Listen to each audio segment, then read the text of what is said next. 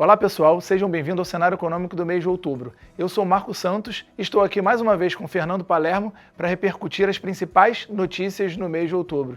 Fernando, tudo bem? Tudo ótimo, mais uma vez um prazer estar aqui com vocês. Vamos lá. Fernando, como sempre, vamos começar por cenário internacional, mas não diferente das outras vezes. É importante falar dos Estados Unidos, né? Todos os olhos são voltados para esse país. E queria que você trouxesse os principais destaques. Tivemos shutdown, taxa de juros, inflação. Fala pra gente os principais destaques dentro do mês de outubro. Como você bem comentou, acho que shutdown um fator bastante relevante, né, no mês que a gente teve, né, de outubro, que vem se estendendo pelo mês de novembro, batendo recorde, né, de fechamento, né, do orçamento americano. Só explicando novamente shutdown, é uma paralisação do governo americano, né? Os orçamentos não foram aprovados pelo Congresso por um confronto político entre os partidos republicanos e democratas. Então, dada essa não aprovação do orçamento, você tem uma restrição de gasto, o que isso acaba impactando no funcionamento da máquina pública, né? Controle de salários, alguns gastos não podem ser efetuados e tem alguns impactos, tanto na economia real, algumas pessoas estimam como um 0,10%, né, do PIB por cada semana de shutdown, e naturalmente também pelas agências não poderem estarem divulgando, né, os dados econômicos, acaba tendo uma maior dificuldade para o Banco Central americano saber como que a economia está rodando e como tocar essa política monetária. E de alguma forma isso impacta também para a decisão, né, de taxa de juros. Acho que tem a inflação também, que é um ponto muito importante, mas a ausência dos dados acaba impactando ali, né, para uma tomada de decisão, para um corte de juros ou manter os juros. Pode falar um pouquinho sobre isso? Como se deu esse movimento dentro do mês de outubro? Se estendeu pelo início um pouco do mês de novembro, né? Na verdade, os mercados esperavam que o Banco Central cortasse mais uma vez em dezembro. Ele cortou, né, 2 vezes nesse segundo semestre, né, do ano e esperava um corte em dezembro. Na última fala, né, do presidente Jerome Powell, ele trouxe essa dúvida. E um dos motivos que ele trouxe essa dúvida em relação à próxima queda é a ausência de dados. Então, essa incerteza entre taxa de desemprego e inflação trouxe uma certa dúvida e foi uma surpresa para os mercados, que principalmente foram impactados no final do mês. Perfeito. Acho que outro assunto bem circulado foi a questão da pauta comercial.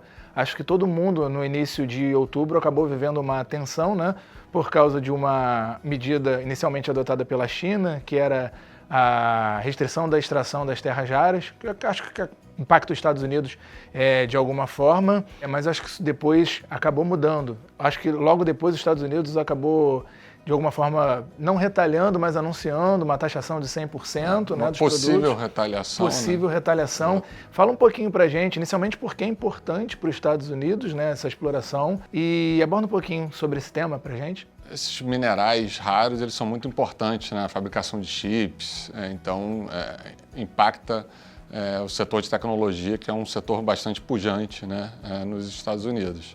E em resposta a isso, teve essa ameaça, né, de retaliação, de aumentar as tarifas em 100% para a China, mas acaba que os países entraram em negociação e entraram em acordo, e 12 meses aí de extensão de um acordo de não agressão, né, vamos dizer assim, em termos comerciais. Apesar dos ruídos ao longo do mês, a gente acabou o mês de uma maneira até certo ponto positiva nesse quesito, né, de risco geopolítico. Então, parcialmente, o mundo pode ficar inicialmente tranquilo por causa desse acordo. Sim, sim. Tem sido um ano de muitas idas e vindas, né? Mas, no fim das contas, algum tipo de acordo aparentemente tem se alcançado. E, Fernando, a gente vai falar agora sobre o cenário doméstico, Brasil, especificamente. Queria que você também trouxesse as principais manchetes dentro do mês de outubro. Eu acho que todo o Brasil acaba olhando para juros, né? A gente, de alguma forma, fica apreensivo se reduz taxa de juros, se não reduz. Fala um pouquinho para a gente sobre esse movimento, o que o Banco Central espera até o final desse ano. Nesse sentido, vamos dizer que um mês até certo ponto um pouco chato, sem novidades do que a gente vem falando nas últimas cenários, né, nos últimos meses. A gente está num processo de desinflação, a gente está num processo das expectativas, né, de inflação convergindo para a meta, mas lembrando, a meta é 3 e as inflações, as expectativas de inflações estão ao redor de entre 4, né, e 3,80, mais ou menos, variando entre os anos de 25 até 27, ou seja, longe da meta.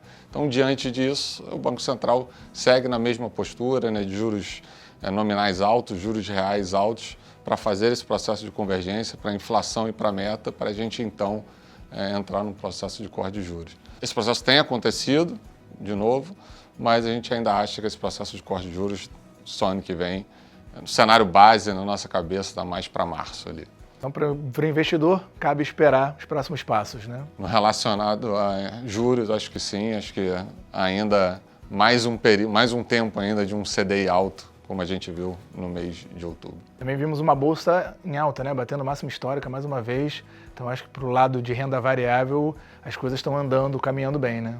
O ambiente externo tem sido favorável, né? Como a gente comentou, né? O Banco Central americano cortando juros, acaba sendo um ambiente propício, né, para os ativos de risco, e o Brasil não é diferente. Fernando, estamos perto de eleições, né? O tempo tem passado muito rápido. Eu queria que você falasse um pouquinho também o que o mercado espera para 2026, não necessariamente entre um lado e outro lado, mas o que o mercado espera dentro de um governo para a gente conseguir efetivamente avançar ainda mais no Brasil.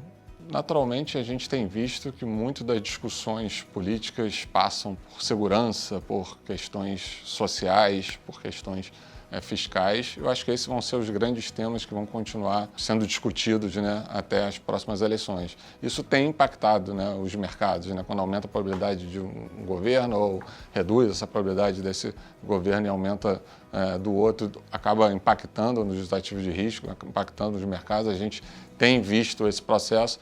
Então, o que a gente imagina para o ano que vem? Uma leve volatilidade oriunda dessa oscilação de probabilidades de qual o governo vai seguir a partir de 2027. Fernando, agora a gente vai entrar na parte da performance dos fundos no mês de outubro.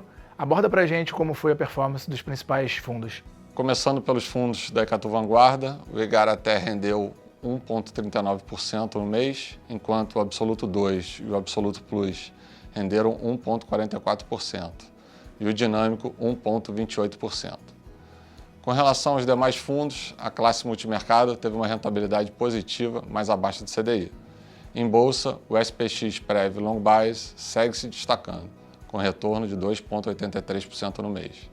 Na classe de crédito privado, o ARX Denali entregou uma rentabilidade de 1,25% no mês. Fernando, obrigado por mais uma vez conosco no Cenário Econômico e te espero no próximo mês. Muito obrigado, sempre um prazer. Até a próxima. E você, corretor, caso tenha alguma dúvida sobre o material apresentado, procure o seu canal de relacionamento. Obrigado e até a próxima. Tchau!